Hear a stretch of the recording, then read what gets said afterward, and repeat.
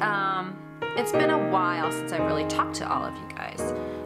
You know, I've been posting the videos, the music videos and all of that. We're really excited about where YouParent is going, and we just want to thank all of you for subscribing and for getting the word out of who we are. It's, you know, it's a process. We don't really know exactly. We're sort of just going on intuition, and we're expressing our talents and our gifts, and we're trying to be as real as possible, which, you know, I let the children, especially in Sisters, talk, just sort of, you know, give their opinions. I mean, we're working on them. We're all a little bit imperfect, so they may say that they think Taylor Swift may be too tall for a certain guy. Personally, I'm a tall girl. So I think it's funny that they say that type of thing when they see that their dad is shorter than me.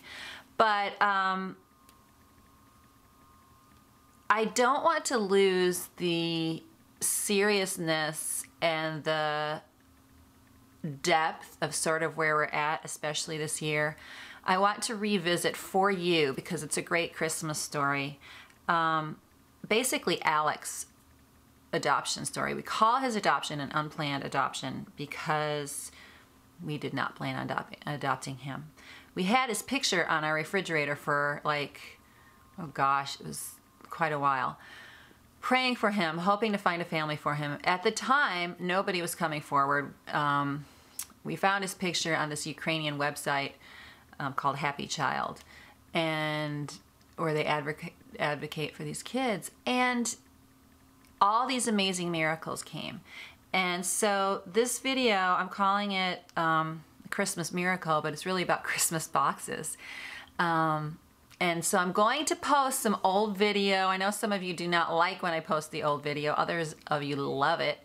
But because I have video of this amazing story of this box, and so I hope you don't mind, but there was a moment when I was going through this adoption in the Ukraine where it all just hit me. It was just like, I can't believe that this is happening, that we're able to adopt him, and what God has done to move mountains for this child. It's called The Story of a Boy, and that is this video that I'm re-airing. And I thought that I would take this opportunity to tell the story of our little boy, Alec. So this is the story of a boy. But I just think it's so cool that I'm sitting here on this little porch. I have to show you. I'm overlooking my laundry. Well, there's usually more laundry. This is where you dry your clothes. And then this is a window. I'm on the 9th floor. And in there is the apartment. And it's just, I have a modem. That thing is about 50 bucks. And then you pay, I don't know, probably less than $1 a day to get internet.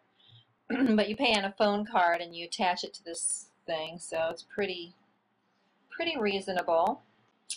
And over here I have my phone, my Ukrainian phone, that if I am confused about anything, I call my facilitator and he speaks to the person I'm confused with in Russian. That is my cup of chai, which is so good. So I think it'd be fair to say that both Mark and I consider this an unplanned adoption. So for years I kind of just went along with my business of doing these high-end events in New York City and just living my life with my 2 children and surrounded by a lot of money and events where they spent thousands and thousands and thousands and thousands of dollars on their events. And at one point, I just remember thinking, gosh, is this all there is to it? I mean, I'm enjoying my job, but there's got to be something more. So we ended up adopting from Guatemala, which was an amazing thing. But then when we went and we adopted from Ethiopia in 2008, we adopted 3 children at once, and they were orphaned because of AIDS. And through that process, at the time, I became aware that there were 143 million orphans. Now the number is something like 163 million. And while my children didn't have HIV or AIDS, they were not infected by AIDS, but they were affected by AIDS. Affected because they lost their family and they were orphaned due to that. So after I adopted them, I remember when Mark and I went to Ethiopia, we visited a hospital, an orphanage for HIV positive children, and we were just surprised at how beautiful and I guess we just had no clue as to what the whole HIV issue was, and never even realized it was an option to adopt them. We thought that they would, die the minute you adopt them, and that everybody in your family would get infected due to that. I mean, there was so much fear and so much misinformation. But I remember coming back from that trip with my children, realizing that because we had adopted 3 kids that were orphaned to AIDS, that the subject and the topic of AIDS was going to be part of our lives, I guess, forever. So I started to research things. Okay, fast forward now to where we're sitting. We never really intended to adopt again. Our family is very full, and yet there was this little boy that I found on this website, this Ukrainian website, and saw his picture, started praying about him, praying for his picture, for him to find a family. He was HIV positive, and he was in Ukraine. This was about a year ago, and we were just praying and praying, and thought he was so beautiful, and just had him be part of our prayer life and prayer time. And again, he was posted on a refrigerator. I had him in frames, and when I would go to events to speak, I would talk about him and talk about HIV adoption. Well, after a while, come to find out, I had connected with a woman that I knew through our church, because we have pastor friends who are actually in Kyiv, and they connected me with this woman who also had known almost simultaneously when I found out about this region, Zaporozhye, that this little boy was in. She had also been contacted for the first time in years of working here in Ukraine. She'd been working in Ukraine for 17 years. She'd never heard of the Solnichka orphanage. So I had just found out about him. I found out where he was, and she simultaneously had just sent me a note and said, and I said to her, do you happen to know about this orphanage, the Sun Orphanage in Zaporozhye? And she said, you won't believe this, but just an hour ago I was contacted about helping to provide a window for this orphanage. Somebody wants to donate a window, and I had never been there. Well, then she said she had just called, and that they had needed also gifts, because none of them had gotten gifts for Christmas. This was this past Christmas. And I was like, okay, it was early December, and I'm like, broke. We don't really have a lot of money right now because business has been slow. But we will help somehow get gifts. Well, we're close to Christmas. Nobody's coming forward with gifts, and I'm just thinking, how is this going to happen? And in the meantime, I'm still praying for this little guy who we had been calling Alexei. And one day I opened up my garage door, and behind my car, as I was about to back up, were 5 boxes of toys. And what had happened was, coincidentally, a woman who was the mother of Ella, my Ethiopian daughter's best friend, was the manager at a dollar store, some kind of dollar store, Dollar General or Dollar Tree or something. And she just knew that because I knew orphans, that I might be able to figure out what to do with all of these gifts. So I was in awe that they just appeared at my door, and I packed up all of these gifts. And then it was going to miss our Christmas because it was so late, December 25th, and it was going to miss their Christmas, which was like in January. I knew that this little boy, Alexei, his birth date was February 26th, because there had been rumors that when the children turned 5, and in some places this is actually true, but when they turn 5 they can be removed to an internat, and sometimes those internats aren't that great. They've been known to just be a bad place for little kids mixed in with the older kids, and different parts of Ukraine can be different. Some may be great, some may not be. I thought that that would have been his fate. So I was really, really hoping somehow that even though he wouldn't know who we were, that he would get some gifts and just a blessing somehow by February 26th. So I had packed up all of these gifts, and now it was in January, but I knew that the gifts would not make their January Christmas. And I wrapped up the box, and I looked down, and the box had his very birth date written in it in Sharpie. It said 2/26/06. Okay, this is unreal. This box says 226-6. I'm sending this to an orphanage in Ukraine for this boy I am in love with. I have an adoption crush on. If it's God's grace, I'm going to adopt. Too many miracles. The box has his birth date on it. I just grabbed it from a previous box. And I was actually hoping this box would make it by his birthday. This is too weird. Amazing! At that point, I really felt like the eye of God was on this child so much that, and yet it dawned on me that now I may be the only one who's also focused on him like a hawk at this point, and feeling in my heart just this passion for him, you know, across the world. But when I saw that supernaturally his birth date was written on the box, I realized that God had not forgotten his birth.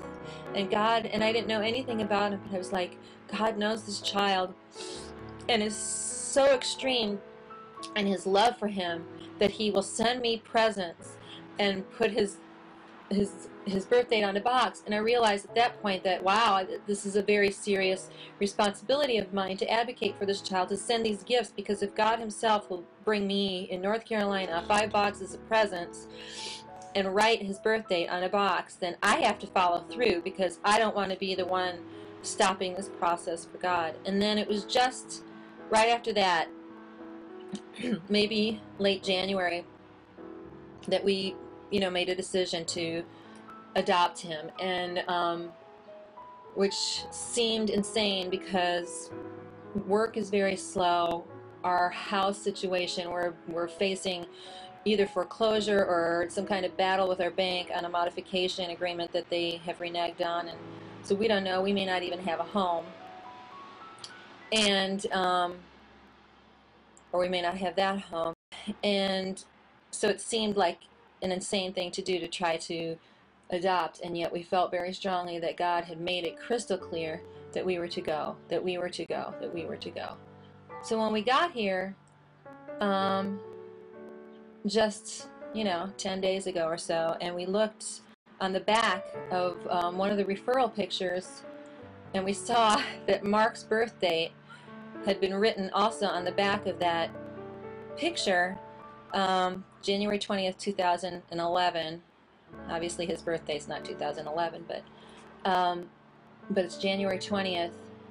I also realized that that was just about the time that we made this decision, and it was just so apparent. And now, as I'm sitting here with this little boy, realizing he was abandoned on his birth date on February 26th of 2006 and left because of his stupid HIV status, that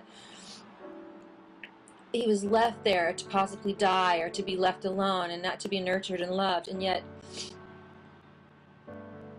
against great odds and the love of caretakers and the orphanage, he is alive today, and that God did not forget his birthday. God did not forget that who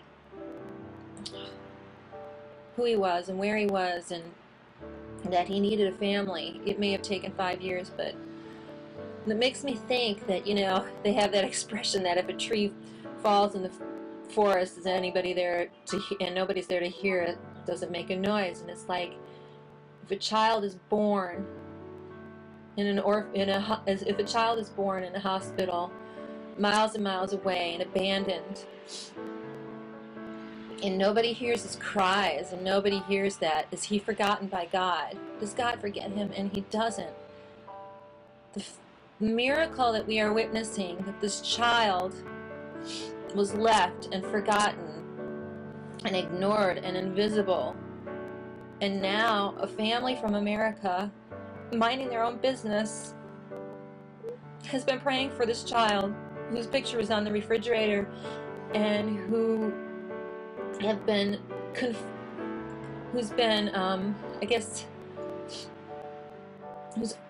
very hopes and thoughts and prayers for him have been confirmed by God by these moments of having his name written on a box in their house, his birth date written on a box in their house, presents appearing, God making it crystal clear that we are to go. And when I upon it. I was just like, we can't go. This is a bad time. We have a lot of children.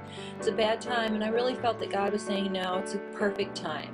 It's a perfect time because it's not about your money. It's not about what the world is doing to you. It's about what you can do for me now. And I'm telling you that in my reality, beyond this world, this is a perfect time for you to get him. So we're here. And what boggles my mind is that we're going to have our court date where he will officially be ours. The day after Ukrainian Independence Day, their 20th year of freedom, is when he's going to be released from his prison and into a family. So I hope his story, and I hope that he will remember that if a baby cries in an orphanage and is abandoned, God does not forget. He is heard. And that it wasn't that he was abandoned and left alone. It was that God loved him so much to the extreme that, and he has great plans for him, that he will send a family, and he will do that for the other orphans as well. So this is Alec's story. Story of being beloved from the day that he was born, regardless of any kind of status, regardless of a label that calls him invalid. That God says you are validated, you are significant, you are beautiful, and you are loved, and I will go to the ends of the earth to embrace you and bring you home. You know, when you're watching us and you see Alec playing, it seems so natural now. It seems so like, because he's so fit into our family so well. But the truth is that he came from never even knowing what a family was like ever in his life. So he himself is a miracle in how he's adapted and who he is. He's just this incredible, incredible child. I hope you see this video and the story of Alec as a way for you to know that even though we talk about Santa bringing gifts and all that, that ultimately God is all powerful and hears our prayers, and sees even the most vulnerable child. So this Christmas, if there's any of you out there who have lost hope and who just don't see a way, just know that God is there and that there is always the possibility of a miracle right around the corner when you least expect it. What is your miracle? What is the miracle that you're waiting on? What is the miracle that you're hoping on? And just to press in and believe and pray and hope for, and don't let go of hope. So I say for this Christmas season, don't give up hope. Have faith, press in, and celebrate with joy and with passion your family, your circumstances, and know that joy comes in the morning. I wanted to take a moment to remember that and not forget the great strides that have come in our family and in our lives with having him and having each one of our children, the children that we've given birth to, the children that we've adopted, how miraculous all of that is. And that whatever you're holding out hope for, you know, can come. Miracles really do happen. They do. So we hope that you will watch and subscribe and see the miracle of our family, even in our imperfection, even in our mistakes. And subscribe to YouParent and just have fun with us this year as we're heading into a year that will be even better than this year. And I want to thank all of you guys for subscribing. Thanks. Mama's too hot for Christmas. Papa's too busy to know. Take me away to a winter chalet.